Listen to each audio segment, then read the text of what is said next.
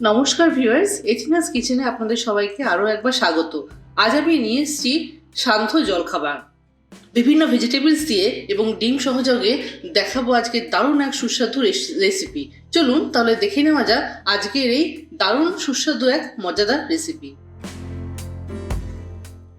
এখানে আমি দিয়েছি 100 গ্রামের মতন গ্রিন কড়াইশুঁটি। এবার দিচ্ছি 50 গ্রামের মতন বিনস।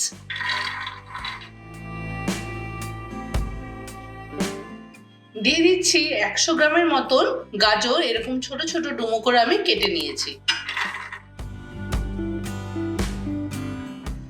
এবার দিচ্ছি 100 গ্রামের মতন ব্রকলি, আর দিচ্ছি 100 গ্রামের মতন এভাবে কুচিয়ে নেওয়া বাঁধাকপি। এবার এতে দিয়ে দিচ্ছি সামান্য পরিমাণ নুন।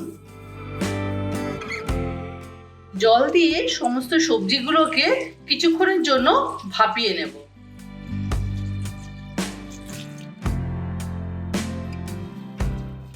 সবজিগুলো সেদ্ধ হওয়ার জন্য আমি কিছুক্ষণের জন্য ঢাকা দিয়ে রেখে দেব। 10 মিনিট পর ঢাকা সরিয়ে দেখে নিচ্ছি সবজিগুলো সেদ্ধ হয়েছে কিনা।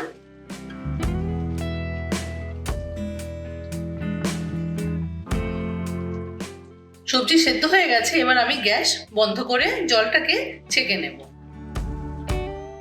জল ঝরিয়ে সবজিগুলোকে ঠান্ডা করে নিয়েছি। এবার সবজিগুলোকে একটু ম্যাশ করে নেব।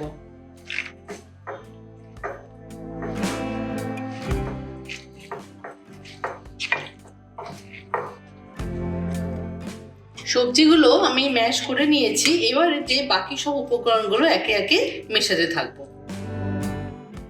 এখন দিচ্ছি দুটো মিডিয়াম সাইজের আলু সেদ্ধ করে ম্যাশ করে নেওয়া। এখানে দুটো ডিম সেদ্ধ নিয়েছি। ডিম সেদ্ধগুলোকে এভাবে গ্রেটারে একটু গ্রেট করে দিয়ে দিচ্ছি। দিচ্ছি একটা বড় সাইজের পেঁয়াজ কুচি, 1 টেবিল চামচের মতন কাঁচা লঙ্কা কুচি, 1 টেবিল চামচ আদা কুচি, 1 টেবিল চামচ রসুন কুচি। এবার দিচ্ছি 3 টেবিল চামচের মতন স্প্রিং অনিয়ন বা পেঁয়াজ পাতা। দিচ্ছি ধনেপাতা কুচি।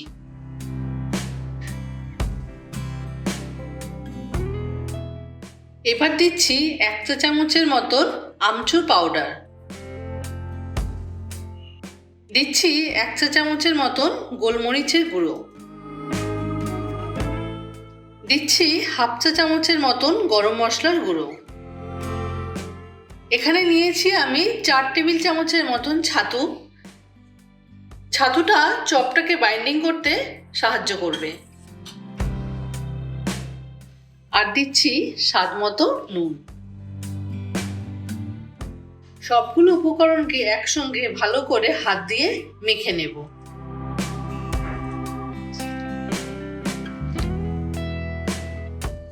সমস্ত উপকরণকে ভালো করে মেখে নিয়েছি। এবার এর থেকে ছোট ছোট বল আকারে করে চপের মতন বা কাটলেটের মতন গড়ে নেব।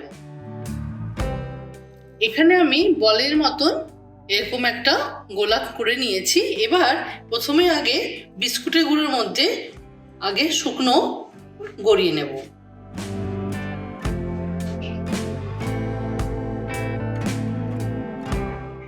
এখানে আমি 4টে কাটলেট বলের আকারে গড়ে নিয়ে বিস্কুটের গুঁড়ো মাখিয়ে নিয়েছি। এখানে একটা ডিম নিয়ে নিয়েছি।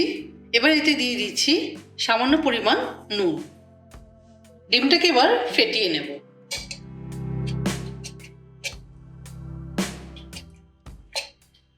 এবার ডিমের গোলাতে আমি এটা ডুবিয়ে নিচ্ছি।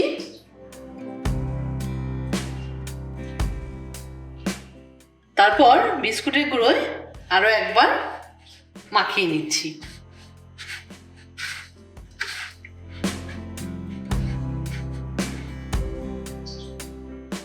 হাতের সাহায্যে প্রথমে এটাকে একটু চেপে নেব। তারপর স্প্যাচুলা দিয়ে এটাকে একটা শেপে নিয়ে আসবো।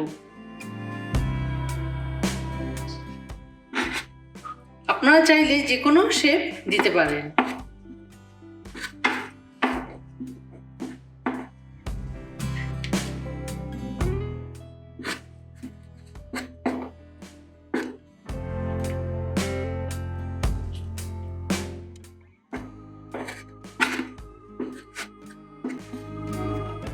এখানে কাটলেটের মুখ আমি একদিকে চওড়া আর একদিকে একটু সরু রেখেছি। এভাবে প্রত্যেকটা কাটলেট আমি গড়ে নেব।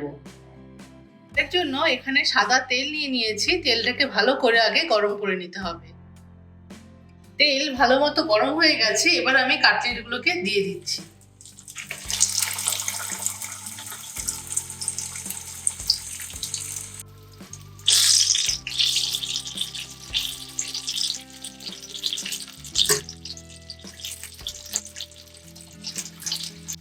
কাটলেটগুলোকে মিডিয়াম ফ্লেমে ভাজতে হবে, তা না হলে ভেতরটা কাঁচা থেকে যাবে আর উপরে কোটিংটা কিন্তু পুড়ে যাবে।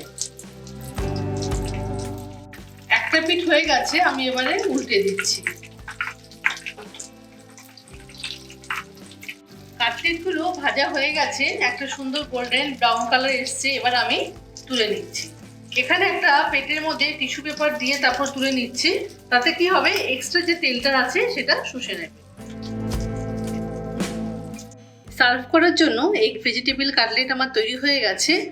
ভিউয়ার্স, যারা আমার চ্যানেলটিকে এতক্ষণ ফলো করছিলেন তাদের যদি আমার রান্না ভালো লেগে থাকে তাহলে কিন্তু অবশ্যই আমার চ্যানেলটিকে সাবস্ক্রাইব করবেন, লাইক এবং কমেন্টস করে জানাবেন। ধন্যবাদ। Thanks for watching. If you like our videos, please like and share.